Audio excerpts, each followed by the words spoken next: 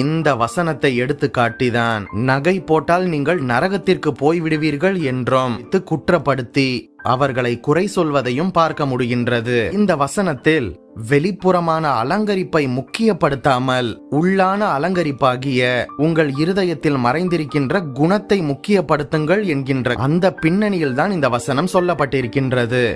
மயிரை பின்னி என்கின்ற வாக்கியத்தையும் நாம் சற்று கவனிக்க வேண்டும் அல்லவா?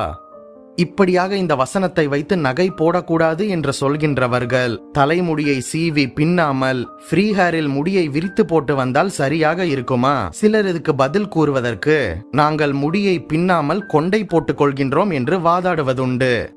ஆனால் அவர்களது பிள்ளைகளை அவர்கள் ஸ்கூலுக்கு அனுப்பும்போது முடியை பின்னிதான் அனுப்புகின்றனர்.